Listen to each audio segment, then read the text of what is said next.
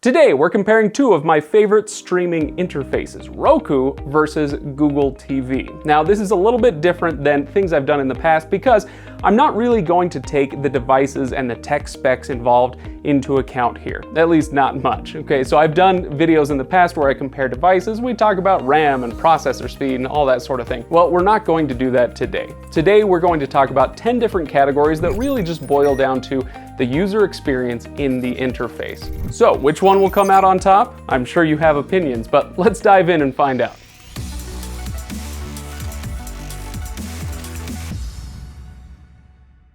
Hey everybody, thank you for joining me today. Don't forget, if you enjoy this video or if it's helpful to you, then like and subscribe. Come hang out on the Friday live streams at 2 p.m. Eastern where we do giveaways and other fun stuff.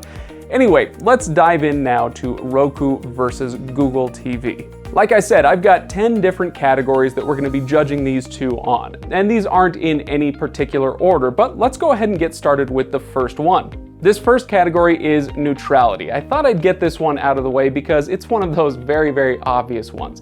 Roku is a notoriously and wonderfully neutral platform. What that means is that the Chromecast with Google TV obviously is run by Google. So the interface, the search, everything involved in that is going to slightly kind of nudge you toward Google products, services, rentals, that sort of thing. So if you search for a title, it'll pull up that title for you, and if you can watch it for free somewhere, great. But if not, it'll ask you to rent that on Google's platform. Now, how big a deal is that really? It's not a huge deal. However, I've always loved that Roku has a truly neutral platform where if you perform the same search, it's going to rank order where you can rent or purchase that title based on price. So for those of us who value price over loyalty to a certain brand, that is really, really helpful. And that is why Roku gets the nod in this category. Next up is ease of use. Basically what this means is how easy is it for somebody who's never used one of these devices or anything like it before to pop it into the TV, turn it on, and figure it out. Well, once again, Roku does take the cake on this one. It's not that Chromecast is especially complex or anything, but the Roku interface is so very, very simple that it's kind of hard to not be able to figure it out. You go to the home screen and you've got the tile layout right there. So whether you want to open Netflix or Hulu or Disney Plus or MLB app in my case, it's all there, right there in that tile layout. Very, very simple for you to see. On the Chromecast side, there are other things about the interface that I think are better than what Roku provides. But as far as simplicity goes, no, nothing is going to beat Roku as far as I can tell in this category. Next up is recommendations. This is a category where Chromecast is going to get the nod. Basically, when I talk about recommendations, it's what shows, what movies should I watch next? Sometimes it's hard when you turn on the TV and you've got a whole bunch of streaming apps to choose from to know where to go, what to watch next. Well, Google TV is all about bringing that information into one place from all of your different apps so that it can recommend the next title for you to watch. And frankly, it's very good at it. But also, it wouldn't have to be because Roku does nothing like this. Yeah, its layout is so simple that it doesn't do any recommendations at all. It just very simply points you toward the different apps. So yeah, Google TV would kind of win by default here. Even not by default, I really like this feature on it. It's one of the strong suits for Google TV. Next, we have apps. Now, if you had asked me a few years ago who would win in this category, it would have been Roku over anybody. Roku always had the most apps, the best apps, etc. But this playing field has kind of been leveled lately, and in fact, Roku has gotten into a lot of high-profile disputes with other companies, like Google, for instance, which mean that every once in a while an app either isn't available or drops off after it was available. So this one I'm actually going to give to Chromecast because Chromecast with Google TV has all of the apps you're looking for and none of the drama that you have gotten with Roku the last few years. And also, Roku doesn't have Twitch anymore, so I'm a little salty about that. Next, let's talk parental controls. Now, both of these devices have parental controls built in. You go to the settings menu, you can turn it on. However, in Roku's case, the parental controls that you're turning on are just for the Roku app. This is a free streaming service where you can watch TV, movies, whatnot. It's all commercial supported, and you can set up parental controls for that app in the Roku settings. But if you go to Roku's website and ask, hey, how do I turn on parental controls for Netflix? it'll just tell you, hey, go to Netflix and turn on parental controls there. So on your Roku, you'd have to go to each individual app and turn on the parental controls in there in order to access that. Chromecast does it a lot better when it comes to parental controls. Over on Chromecast, you can set up different profiles on your device, and you can set up a kid's profile that allows you to only put certain apps into that profile. It's pretty genius, honestly. It's simple and genius. So I set up a kids app for my kids, and yeah, I can just put in a few apps that I want them to have access to, leave off everything else, and that's it, you're done. In order to leave that kid's profile, they would need the PIN, which I will give them over my dead body. So yeah, we're all set.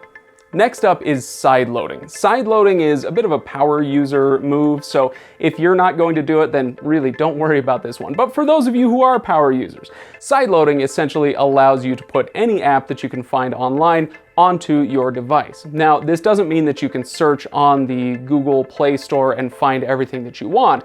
It means that you would find a third-party service that would allow you to put foreign files onto your device. It's, like I said, a power user move that some people find valuable.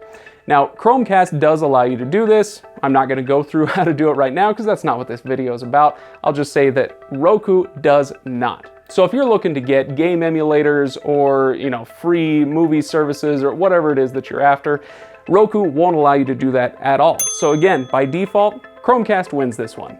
Next up is the remote. Now, I know that we're skating dangerously close to hardware territory on this one, but I thought it was fair game because, yeah, while there are some extra bells and whistles on the Roku Ultra version of their remote, the experience with the remote is generally the same across devices, and obviously you have just the one remote for the Google TV. But when we compare these two devices, while it is very, very close, neither one blows the other out of the water, I do give the slight edge to Chromecast on this one.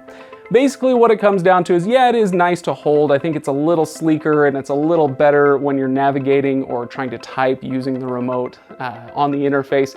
But also it comes down to the built-in app buttons. At the bottom of every Roku remote, you've got, Netflix, the Roku channel, Disney Plus, whatever they have on that remote that they sent to you. You see those buttons there. Those exist to a certain extent on the Chromecast remote as well. However, there are only a couple of them. They're less intrusive. They kind of flow with the remote a little bit better. Plus, they are reprogrammable using third-party apps that you can download right from the Google Play Store. So yeah, it's maybe not super easy or intuitive to reprogram them, but you can do it. So if you don't use Netflix, you'd rather reprogram HBO Max or Disney Plus into there, you can do it. It's pretty sweet. Next up, we have ads, okay? Now, I'm not talking about the ads that you watch while you're watching your content. I'm talking about ads that pop up on the user interface. So when you pop into your Chromecast, yeah, you are going to get served up ads. Same thing with Roku. In fact, a lot of people hate that the Roku ad takes up the whole right side of the screen. However, I actually don't have as much of a problem with that because you don't have to click through the ad to get to your content. With Chromecast, yeah, the ads aren't very intrusive, but where they do show up, you have to click through them to get to whatever it is that you're wanting to get to. Your app list, your continue watching, what have you. So yeah, on this one, while again, it's pretty close, I'm gonna actually give this one to Roku because, hey, at least it's not in the middle of what I'm wanting to do. Last up, we have reliability. Basically what it comes down to is as you're watching content, as you're going through these menus, how reliable is the device in making these things happen for you? Well, the Roku, in my experience, is nearly 100% reliable. I almost never have any freezing or restarting issues. Now, I know that's going to be different based on different Roku devices. Maybe some of the lower tier ones would have more issues with reliability. I don't think so, at least not in my experience. However, with the Chromecast with Google TV, yeah, I have had things pop up, many times in fact, where I love this device, I use it often, and because I use it often, I can see how often it freezes up. For me, it's usually about once or twice a week, where I'll be in the middle of watching some title and it will just freeze up. It restarts the device, it annoys me, it makes me go back to it, it takes minutes out of my watching experience. So yeah, while it doesn't happen all the time, it happens often enough that, yeah, I get pretty annoyed with it. So, giving it to Roku on this one.